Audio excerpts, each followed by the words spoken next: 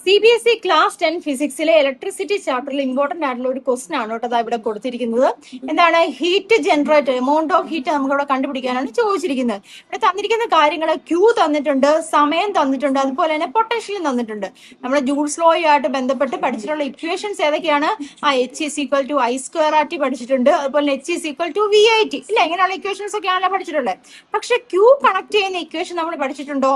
ഇല്ല. അപ്പൊ ഞാനിത് ഓൺലൈൻ ക്ലാസ്സിൽ കൊടുത്തു. അപ്പോൾ കുട്ടികൾക്ക് ചെറിയൊരു കൺഫ്യൂഷൻ വന്നു, നമ്മളിങ്ങനെ ഒരു ഇക്വേഷൻ പഠിച്ചിട്ടില്ല എന്നുള്ളത്.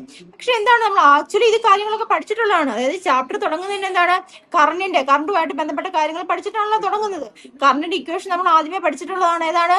I=Q/T. അതിൽ നമുക്ക് I×T എന്ന് പറഞ്ഞാൽ എന്താണ്? Q ആണ്, ചാർജ് അല്ലേ? ക്യൂവിന്റെ ഇക്വേഷൻ ഏതാണ്? I×T ആണല്ലോ. അപ്പൊ നമുക്ക് H=VIT എന്ന് പറഞ്ഞ ഇക്വേഷനിൽ അത് പൊട്ടൻഷ്യൽ V അവിടെ തന്നിട്ടുണ്ട്. ഈ I×Tക്ക് വരെ നമുക്ക് എന്ത് കൊടുക്കാം? Q എന്ന് കൊടുക്കാമല്ലോ.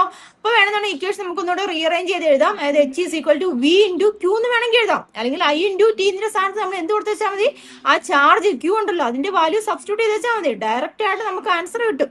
മനസ്സിലായല്ലോ? പറഞ്ഞു. ഇപ്പൊ ഈസി ആയിട്ടുള്ള ഒരു ക്വസ്റ്റ്യൻ ആണ്. നമ്മൾ പഠിച്ചിരിക്കുന്ന കാര്യങ്ങൾ എന്താണ് കണക്ട് ചെയ്യാൻ നമുക്ക് കഴിഞ്ഞിരിക്കണം. അതിന് മോർ പ്രാക്ടീസ് ആണ് വേണ്ടത്. കോൺസെപ്റ്റ് മനസ്സിലാക്കിയിട്ട് പ്രാക്ടീസ് ചെയ്യുക.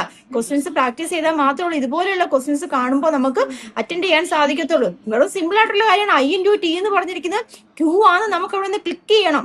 ആ ക്ലിക്ക് ചെയ്യണം എന്നുണ്ടെങ്കിൽ എന്താണ്, കോൺസെപ്റ്റ് ക്ലിയർ ആയിരിക്കണം. അതുമായിട്ട് ബന്ധപ്പെട്ട എല്ലാ കാര്യങ്ങളും നമ്മൾ പഠിച്ചിരിക്കണം. അങ്ങനെ കൃത്യമായിട്ട് പഠിച്ചു പോയാൽ മാത്രമേ ഉള്ളൂ നമുക്ക് ഇതുപോലെയുള്ള ക്വസ്റ്റ്യൻസ് ഒക്കെ ചെയ്യാൻ സാധിക്കത്തുള്ളൂ. അപ്പൊ പഠിക്കുമ്പോൾ ഇതുപോലെയുള്ള ഓരോ കാര്യങ്ങളും കണക്ട് ചെയ്ത് പഠിക്കാൻ വേണ്ടി ശ്രമിക്കുക കേട്ടോ.